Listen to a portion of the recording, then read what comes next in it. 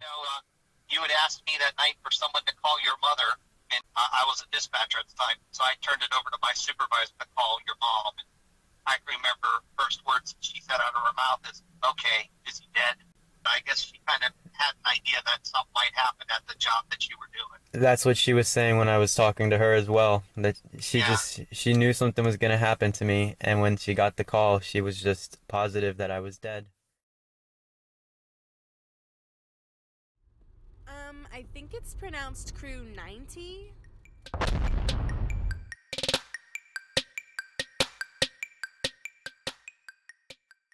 When you answered the 911 call, in your own words, just what was going through your mind when you were on the other end of the phone?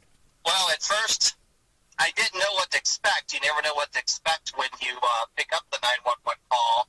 And at first, I didn't think it was a real call because, like they are saying, you were all calm, but we still have to treat every call like it's a real call until we find out different. Right. You were more like, I think you couldn't believe what had just happened to you. Yeah, I think so too. Was that like a really hard call for you? No, it wasn't hard. That's my normal demeanor on 911 calls. I'm usually pretty calm. It just was the luck of the draw that you had gotten me that day as your 911 operator. The two other people that were working with me only had about 6 and 7 months worth of experience. They probably wouldn't have been calm, being that they were doing where I was almost there. I've been there almost 10 years at that time. Right. Yeah, that was that was lucky. So that's just one of those things. You never know. I have people that are, I want to pick up the phone, and before I get the phone to my ear, I'll hear them screaming, and I'm like, oh, this is a rough call, and they have a snake in the house.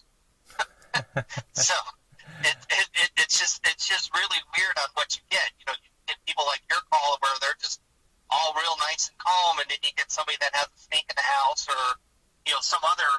It's an emergency to them, and they're just all excited and screaming to the top of their lungs. Right. Now, for the 911 call, you ended up actually receiving an award, correct? Yes, I did. It was a life-saving award. I never expected the life-saving award. I don't do the job for getting recognition or awards. If somebody just tells me at the end of the call, thanks for the help, and that's all I care about. I remember you actually came up and saw me in the hospital. Was it cool to put my face to the call and actually get to see me? Because I know I was really happy to see you and see who you were. Actually, I didn't come to the hospital. I couldn't get any information.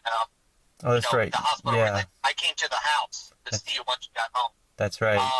You are the only person that I've actually, after the call, wondered what happened and actually inquired and actually went to see somebody. And then we all actually got to see you at your house for your anniversary, so that was cool. Yeah, that's good. And I stay in touch and I follow you. Yeah. Well, we definitely owe a lot to you. It wasn't me as much as the hero or whatever. It was for you because you stayed calm, you followed directions, and it was a happy outcome. I'm sure it could have still been a happy outcome, but by you staying calm, we get people that just don't want to listen to directions. They just want to get an ambulance there. But of course, you didn't know the address where you were, and at the same time, I was talking to you. I was trying to figure out exactly where you were. Your cell phone was hitting on the map, but it wasn't hitting exactly where you were. So I had to try to figure out using the map and clicking on address to find Smurfit Stone. Yeah, and that was something a lot of people were commenting on. I must have been out in the middle of nowhere because nobody seemed to know exactly where my location was.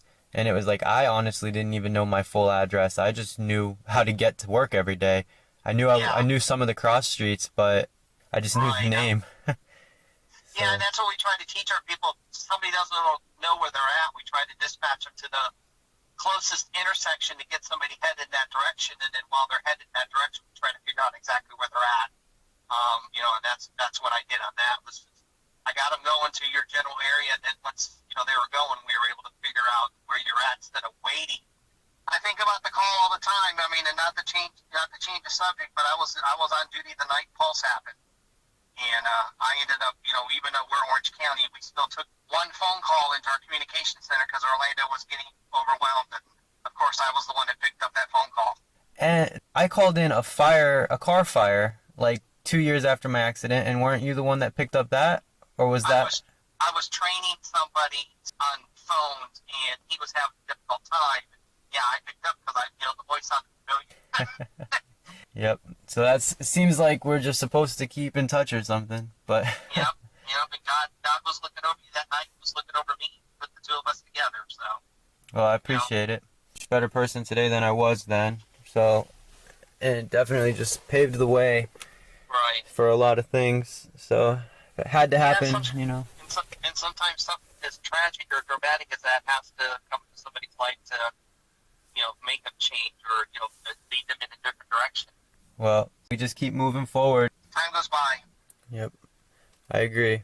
So Yeah. thank you for taking the phone call. Know you've been busy. Yeah, no problem. Stay in touch. So okay, thanks, you too. Bye. All right. Talk to you later. Bye.